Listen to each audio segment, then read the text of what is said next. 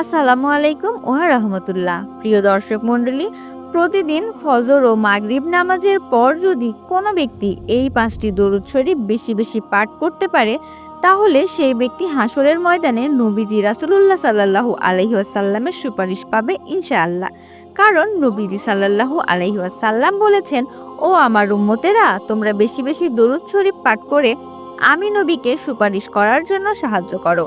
প্রিয় দর্শক, এই হাদিসের ব্যাখ্যা এটাই যে, যে ব্যক্তি নবীজির প্রতি বেশি বেশি দরুদ শরীফ পাঠ করবে, নবীজি তাকে অবশ্যই হাসরের ময়দানে সুপারিশ করবেন ইনশাআল্লাহ। তো আমার বিশ্বাস, যে ব্যক্তি নবীজি সাল্লাল্লাহু আলাইহি ওয়াসাল্লামকে অন্তর থেকে মহব্বত করে, অনেক ভালোবাসে, মায়া করে, সে আজকের ভিডিওটি সম্পূর্ণ দেখবে এবং এখান থেকে প্রতিটি দরুদ শরীফকে সে সুন্দরভাবে শিখবে। পরবর্তীতে নিয়মিত এই দরুদগুলো পাঠ করবে এবং মহান আল্লাহ তাআলার অনেক প্রিয় হওয়ার জন্য চেষ্টা করবে এবং নবীজির কাছে অনেক বেশি প্রিয় হওয়ার জন্য চেষ্টা করবে ইনশাআল্লাহ। তো আজকের ভিডিওটিতে আমি মূলত দুইটি পার্ট নিয়ে আলোচনা করব। প্রথম পার্টে আলোচনা করব হাসরের মাঠের ভয়াবহ জিন্দেগি সম্পর্কে। দ্বিতীয় পার্টে আলোচনা করব কোন সেই ৫টি দরুদ, সেই দরুদ শরীফ সম্পর্কে। তো চলুন হাসরের মাঠের সেই ভয়াবহ জিন্দেগির কথা একটু আপনাদেরকে শোনাই। নবীজি সাল্লাল্লাহু আলাইহি ওয়াসাল্লাম বলেন, ও সাহাবায়ে কেরামগণ, শোনো, যারা দুনিয়াতে আমল করেছে, আমলের বড়াই দেখায়, তারা কিন্তু জান্নাতে যেতে পারবে না। এই নবীজি সাল্লাল্লাহু আলাইহি ওয়াসাল্লাম হাসরের মাঠের একটি ঘটনা সাহাবায়ে কেরামদের বলেছেন। নবীজি বলেছেন, হাসরের মাঠে এক ব্যক্তি তার ৫০০ বছরের খাঁটি ইবাদত নিয়ে আল্লাহর সামনে দাঁড়িয়ে যাবে। এখন আপনারা প্রশ্ন করতে পারেন, ৫০০ বছর হায়াত আবার কোনো ব্যক্তি কি করে পেল? প্রিয় দর্শক, সেই ব্যক্তি হবে পূর্ববর্তী জামানার নবী রাসূলদের উম্মত। কারণ আমরা সবাই জানি যে তাদের হায়াত অনেক বেশি ছিল। তো ওই ব্যক্তি ৫০০ বছরের খাঁটি ইবাদত নিয়ে মহান মালিকের সামনে দাঁড়িয়ে বলবে, আল্লাহ, তুমি আমাকে জান্নাত দান করো। আল্লাহ বলবেন, ও আমার বান্দা, তুমি কিসের বিনিময়ে জান্নাত চাও? তখন ওই ব্যক্তি বলবে, আল্লাহ, আমি আমার ৫০০ বছরের ইবাদতের বিনিময়ে জান্নাত চাই। আল্লাহ বলবেন, ও আমার বান্দা, তুমি কি জানো না, যে ব্যক্তি ইবাদতের দ্বারা কেউ জান্নাতে যেতে পারবে না যদি আমি আল্লাহ সেই ব্যক্তির ওপর রহমত না করি? ওই ব্যক্তি বলবে, আল্লাহ, ৫০০ বছর যাবৎ আমি ইবাদত করেছি, আমি ইবাদত দিয়ে জান্নাতে যেতে পারবো না, এটা আবার কেমন কথা? আল্লাহ তাআলা বলবেন, না, আমি তোমাকে জান্নাত দান করব না। ওই ব্যক্তি হাসরের মাঠে ঘুরতে থাকবে। আমরা সবাই জানি যে হাসরের মাঠে প্রচুর পরিমাণ সূর্যের তাপ হবে। মাথা থেকে মাত্র ১০০ হাত ওপরে থাকবে সেই সূর্য। ওই ব্যক্তি ওই প্রচুর পরিমাণ তাপের মধ্যে পড়ে তার পানির পিপাসা ধরবে।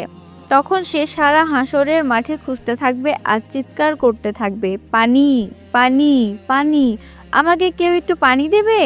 আমাকে কেউ একটু পানি দিয়ে সাহায্য করো। ওই ব্যক্তি হাসরের মাঠে পানি পানি করে খুঁজতে থাকবে। এমন সময় সেই ব্যক্তি দেখবে একজন ফেরেশতা পানি নিয়ে হাঁটছে। দুনিয়াতে আমরা যেমন দেখি বাদামওয়ালা বাদাম বিক্রি করার সময় বলে, বাদাম, কারো যদি বাদাম লাগে বলো, আমার কাছ থেকে বাদাম নাও। ঠিক ওই ফেরেশতাও বলতে থাকবে, পানি, পানি, কারো যদি পানি লাগে তাহলে আমার কাছে আসো, আমি পানি দেব। ওই ব্যক্তি খুশি হয়ে দৌড়ে যাবে ওই ফেরেশতার কাছে, গিয়ে বলবে, আমাকে পানি দাও। ওই ফেরেশতা বলবে, আমাকে বিনিময় দিতে হবে। তখন ব্যক্তিটি বলবে, দুনিয়ার জীবিত থাকা অবস্থায় আমার কাছে অনেক টাকা ছিল, কিন্তু কবরের জিন্দেগিতে আসার পর আমি কিছুই আনতে পারিনি, শুধু একটু সাদা কাফনের কাপড় আমার সাথে নিয়ে আসতে পেরেছি। তাছাড়া এখন আমার কাছে কিছুই নেই। তুমি কি চাও? তবে আমার কাছে ৫০০ বছরের খাঁটি ইবাদত রয়েছে, আমি এই ছাড়া আর কিছুই আমার কাছে নেই। তখন ওই ফেরেশতা বলবে, ঠিক আছে, তোমার ৫০০ বছরের খাঁটি ইবাদত আমাকে দিয়ে দাও, তাহলে আমি তোমাকে ১ গ্লাস পানি দেব। ওই ব্যক্তি পানি পিপাসিত হয়ে রাজি হয়ে যাবে এবং বলবে, ঠিক আছে, তুমি আমার এই ইবাদতগুলো নিয়ে যাও, আমাকে তুমি একটি গ্লাস পানি দাও। তখন ওই ব্যক্তি ১ গ্লাস পানি পান করার পর দেখবে যে আরও পানি পিপাসা পাচ্ছে। তখন সে ফেরেশতার কাছে গিয়ে পানি খুঁজবে। ফেরেশতা বলবে, তোমার কাছে কি আর কিছু আছে? তাহলে আমাকে দাও। সে বলবে, আমার কাছে যেই 500 বছরের খাঁটি ইবাদত ছিল সেগুলো তো তুমি নিয়েই গেছো। আমি একেবারে একেবারে শূন্য, আমার কাছে কিছুই নেই। তখন সেই ফেরেশতা বলবে, আমিও তোমাকে পানি দিয়ে সাহায্য করতে পারবো না। তখন ওই আল্লাহর বান্দা সাথে সাথে মহান মালিকের কাছে সিজদায় পড়ে কান্নাকাটি করে বলতে থাকবে, ও দয়ার মালিক, 500 বছরের খাঁটি ইবাদত দিয়ে আমি জান্নাত চাইছিলাম তোমার কাছে আল্লাহ, কিন্তু একটি গ্লাস পানির দাম আমার কাছ থেকে রেখেছে 500 বছরের খাঁটি ইবাদত। ও আল্লাহ, এই পানি দুনিয়ায় থাকতে কত কোটি কোটি ট্রিলিয়ন ট্রিলিয়ন এই বালতি পানি আমি অপচয় করেছি আল্লাহ, তুমি সেই পানিগুলোর হিসাব নাও, তাহলে কোনো উপায় থাকবে না আল্লাহ। তুমি আমাকে আজকের থেকে এই আযাবের থেকে তুমি রক্ষা করো আল্লাহ। যদি আমাকে তুমি রক্ষা না করো তোমার রহমত দিয়ে, তাহলে আমাকে জাহান্নামে চলে যেতে হবে। আমার বুঝতে বাকি নেই যে ইবাদত দিয়ে কেউই জান্নাতে যেতে পারবে না, শুধু তোমার রহমত ব্যতীত।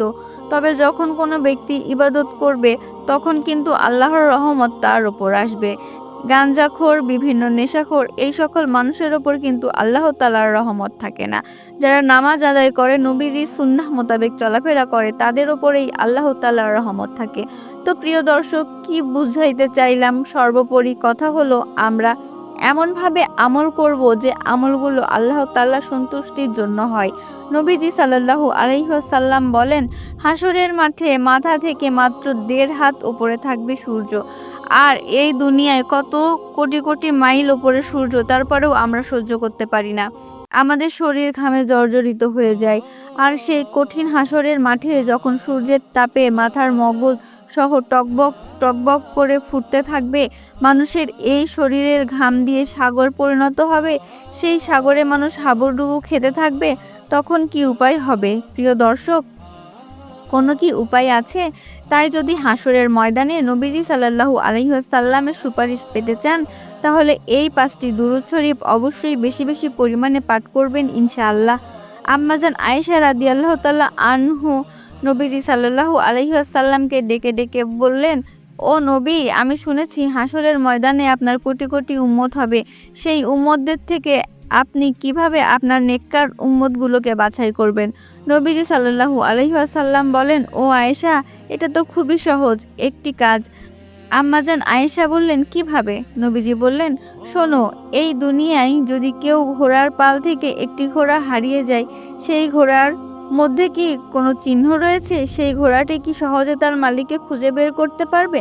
আম্মাজান আয়েশা রাদিয়াল্লাহু তাআলা আনহু বলেন, হ্যাঁ, সেই ঘোড়াটিকে সহজেই তার মালিক খুঁজে বের করতে পারবে। নবীজি সাল্লাল্লাহু আলাইহি ওয়াসাল্লাম বলেন, ঠিক আমিও এমনইভাবে আমার উম্মতগুলোকে বাছাই করব। আমার নেককার উম্মতগুলোর চেহারা থাকবে এবং কপাল থেকে ওজোর অঙ্গগুলো থেকে নূরের ফুলকি বের হবে। এই ঝলক দেখে দেখে আমি আমার উম্মতদের হাত ধরে হাউজে কাউসারের পানি পান করিয়ে জান্নাতে নিয়ে যাব ইনশাআল্লাহ। সুবহানাল্লাহ, আল্লাহু আকবার। তো প্রিয় দর্শক, বুঝতে পেরেছেন কত দামি হলো নবীর প্রতি দরুদ পাঠ করা? তো ইনশাআল্লাহ সেই হাসরের ময়দানে নবীজির সুপারিশ পেতে হলে এই দরুদগুলো নিয়মিত পাঠ করব। তো চলুন একে একে প্রত্যেকটি দরুদের কথা আপনাদেরকে বলে দেই। 1 নাম্বার দরুদ হলো, দরুদের কথা যেটি আমি আপনাদের বলবো, দরুদটি হলো সাল্লাল্লাহু আলাইহি ওয়াসাল্লাম বলা। নবীজি বলেন, যে ব্যক্তি একবার দরুদ পাঠ করে আল্লাহ তাআলা তাকে সাথে সাথে 3টি পুরস্কার দান করবেন। সর্বপ্রথম নম্বর পুরস্কারটি হলো আল্লাহ তাআলা তার আমলনামা থেকে 10টি গুনাহকে সরিয়ে দেন। দ্বিতীয় নম্বর পুরস্কার হলো 10টি রহমত দান করেন। তৃতীয় নম্বর পুরস্কার, আল্লাহর আদালতে 10 ধাপ মর্যাদা আল্লাহ তাআলা বাড়াইয়া দেন। সুবহানাল্লাহ, আল্লাহু আকবার।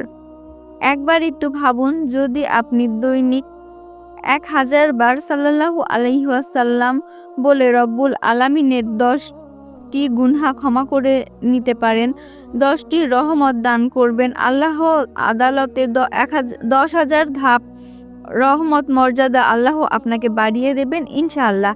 তো প্রিয় দর্শক, কি বলবো, সাল্লাল্লাহু আলাইহি ওয়াসাল্লাম যদি আমাদের আমলনামা থেকে আল্লাহ গুনাহগুলো ক্ষমা করে দেন তাহলে কত উপকৃত হব আমরা। আহারে, জিন্দেগিতে তো আর গুনাহের কাজ কম করলাম না, প্রতিটি সেকেন্ড প্রতিটি মুহূর্তে মুহূর্তে গুনাহের কাজ করেই চলেছি। তো এমতো অবস্থায় আমাদের কি উচিত প্রিয় দর্শক? বেশি বেশি তওবা করা উচিত এবং বেশি বেশি দরুদ পাঠ করা উচিত। তাহলেই তো আল্লাহ আমাদের গুনাহগুলো ক্ষমা করে দিবেন, তাই না? কিন্তু আমরা কি করি? হেলাই খেলাই সময়টাকে কাটিয়ে দেই, অথচ আল্লাহ তাআলা পরবর্তী জামানায় বহু বড় বড় পাপীকে ক্ষমা করেছেন। বহু বড় বড় পাপীকেই শুধু নয়, তিনি সাধারণ পাথরকে সহ ক্ষমা করেছেন। নবী মুসা আলাইহিস সালামের সব সময় তুর পাহাড়ের কথা বলতে যেতেন মহান আল্লাহ মালিক এর সাথে, অর্থাৎ আল্লাহ রব্বুল আলামিনের সাথে। একদিন তিনি যাওয়ার পথে প্রতিমধ্যে তিনি শুনতে পেলেন যে একটি পাথরের মধ্য থেকে কান্নার আওয়াজ আসছে। নবী মুসা আলাইহিসসালাম সেই পাথরের কাছে গেলেন, গিয়ে জিজ্ঞেস করলেন, ও পাথর, কেন তুমি কান্না করো? কি এমন তোমার সমস্যা? ওই পাথর বলতে লাগলেন, ও নবী মুসা, আমি শুনেছি যে মানুষ আর এই পাথরকে দিয়ে আল্লাহ তাআলা জাহান্নামে আগুনকে প্রজ্বলিত করবেন, তাই আমি জাহান্নামের ভয়ে কান্না করছি। তখন নবী মুসা বললেন, তুমি কেঁদো না, চুপ করো। তখন ওই পাথর বলল, নবী মুসা, আপনি তো আল্লাহর সাথে কথা বলেন, আপনি একটু আল্লাহকে বলবেন যাতে আল্লাহ আমাকে জ্বালানোর পূর্বে ক্ষমা করে দিতেন। নবী মুসা চলে গেলেন, গিয়ে তুর পাহাড়ে আল্লাহর সাথে কথা বললেন, আল্লাহ, আমি একটি পাথরের কান্না শুনতে পেয়েছি। সে পাথর আযাবের ভয়ে অনেক কান্না করছে। সে বলছে আপনি তাকে জ্বালানোর পূর্বে তাকে ক্ষমা করে দিতেন। তখন আল্লাহ তাআলা বললেন, ঠিক আছে, যাও, তুমি তাকে সুসংবাদ জানিয়ে দিও যে আমি আল্লাহ তাকে ক্ষমা করে দিয়েছি। নবী মুসা আলাইহিসসালাম আবার পথিমধ্যে যাওয়ার সময় সেই পাথরকে বলে গেলেন, ও পাথর, শোনো, তুমি আর কান্না করো না, আল্লাহ রব্বুল আলামিন তোমাকে ক্ষমা করে দিয়েছেন। আল্লাহ জানিয়ে দিয়েছেন যে তোমার কান্না আল্লাহ অনেক পছন্দ করেছেন, তোমাকে ক্ষমা করে দিয়েছেন। নবী মুসা আলাইহিসসালামের কথা মতো পাথর চুপ করলেন। নবী মুসা আলাইহিসসালাম চলে গেলেন। কিছুদিন পর আবার তিনি সেই পথ দিয়ে যাচ্ছেন, এমন সময় শুনতে পেলেন যে সেই পাথরের মধ্য থেকে আবারও কান্নার আওয়াজ আসছে। নবী মুসা বললেন, ও পাথর, কিছুদিন পূর্বেই তো আল্লাহ তোমাকে সুসংবাদ জানিয়ে দিয়েছেন যে আল্লাহ তোমাকে ক্ষমা করে দিয়েছেন, এখন আবার তুমি কেন কান্না করছো? তখন পাথর জবাব দিল, ও নবী মুসা, যে এই কান্নাকে আল্লাহ এতটাই পছন্দ করেন, কান্নার কারণে আমার মতো অতি নগণ্য একটি পাথরকে আল্লাহ ক্ষমা করেছেন। আমার বুঝতে বাকি নেই যে কান্নাকে আল্লাহ অনেক বেশি পছন্দ করেন, তাই আমি এই আল্লাহর যে পছন্দনীয় জিনিসটা সেটার মাত্রা অনেক পরিমাণে বাড়িয়ে দিয়েছি। সুবহানাল্লাহ, আল্লাহু আকবার। তো প্রিয় দর্শক, বুঝতে পেরেছেন কান্নাকে আল্লাহ কতটা কতটা বেশি ভালোবাসেন। তো ইনশাআল্লাহ বেশি বেশি পরিমাণে কান্না করব, আল্লাহ আমাদেরকে অবশ্যই কবুল করবেন ইনশাআল্লাহ। তারপরে যে দুরূদটির কথা বলবো, তৃতীয় নম্বরে যে দুরূদ, সেই দুরূদটি হলো নবীজি সাল্লাল্লাহু আলাইহি ওয়াসাল্লাম বলেন, তোমরা বলো, আল্লাহুম্মা সাল্লি আলা মুহাম্মাদি ওয়া আলা আলি মুহাম্মাদ কামা সাল্লাইতা আলা ইব্রাহিম ওয়া আলা আলি ইব্রাহিম ইন্নাকা হামিদুম মাজিদ। আল্লাহুম্মা বারিক আলা মুহাম্মাদি ওয়া আলা আলি মুহাম্মাদ কামা বারাকতা আলা ইব্রাহিমা ওয়া আলি ইব্রাহিম ইন্নাকা হামিদুম মাজিদ।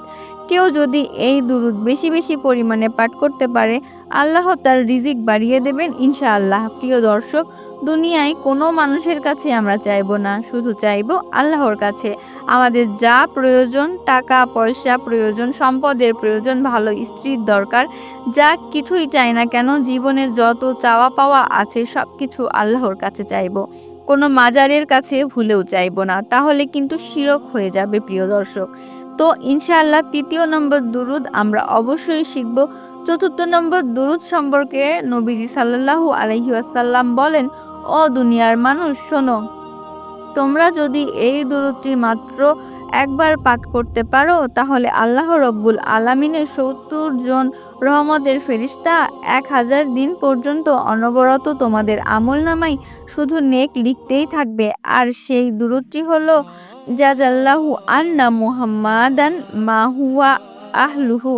এই দুরূদটি যদি কোনো ব্যক্তি একবার পাঠ করে, আল্লাহ তাআলা ৭০ জন ফেরেশতা ১০০০ দিন পর্যন্ত অনবরত শুধু তার আমলনামায় নেক লিখতেই থাকবে। সুবহানাল্লাহ, আল্লাহু আকবার। তো প্রিয় দর্শক, বুঝতে পেরেছেন কত দামি আমল হলো দরুদ পাঠ করা। নবীজি সাল্লাল্লাহু আলাইহি ওয়াসাল্লাম বলেন, ও আমার উম্মতেরা শোনো, যে ব্যক্তি আমার প্রতি বেশি বেশি দরুদ পাঠ করবে হাসরের ময়দানে সে আমার একেবারে নিকটে থাকবে। সুবহানাল্লাহ। তো সেই অন্তিম ও মজার মুহূর্তটা কেমন হবে যখন আপনি নবীজি সাল্লাল্লাহু আলাইহি ওয়াসাল্লামকে আপনার নিকটে দেখতে পারবেন, তখন সেই অন্তিম মুহূর্ত ও মজার মুহূর্ত কেমন হবে দর্শক? ইনশাআল্লাহ আমরা বেশি বেশি দুরূদ শরীফ পাঠ করব ইনশাআল্লাহ।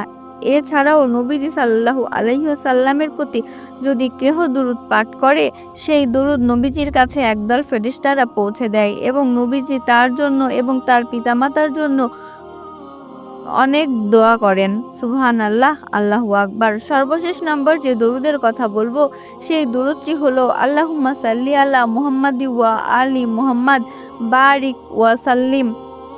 আমি আবার বলছি, আল্লাহুম্মা সাল্লি আলা মুহাম্মাদি ওয়া আলা আলি মুহাম্মাদ বারিক ওয়া সাল্লিম। ইনশাআল্লাহ এই দরুদটি বেশি বেশি পরিমাণে পাঠ করার মতো চেষ্টা করব ইনশাআল্লাহ। তো আল্লাহ সুবহানাল্লাহ তাআলা আমাদেরকে সেই তৌফিক দান করুন, আমিন। বন্ধুরা, আশা করি এই ভিডিওটি আপনাদের জন্য অনেক অনেক বেশি উপকারী হবে। যদি আপনারা মনে করেন যে এটি উপকারী পোস্ট, তাহলে ভিডিওটিকে শেয়ার করতে ভুলবেন না। প্রিয় দর্শক, দরুদ পাঠ করে আল্লাহর কাছে পরিপূর্ণ হেদায়েত কামনা করব। আল্লাহ যদি হেদায়েত দান করেন এবং সেই হেদায়েতের জিন্দেগি নিয়ে কবরে যেতে পারি, হাসরের ময়দানে নবীজি অবশ্যই সুপারিশ করবেন ইনশাআল্লাহ। বন্ধুরা, আজ আমি আপনাদের কাছ থেকে বিদায় নিচ্ছি। আমাদের ভিডিওটি ভালো লাগলে অবশ্যই লাইক, কমেন্ট, শেয়ার এবং সাবস্ক্রাইব করবেন। আপনাদের যদি কোনো প্রশ্ন থাকে আমাদেরকে কমেন্ট করে জানাবেন, আমি চেষ্টা করব আপনাদের প্রশ্নের সঠিক উত্তর দেওয়ার জন্য। দেখা হবে পরবর্তী ভিডিওতে। আল্লাহ হাফেজ।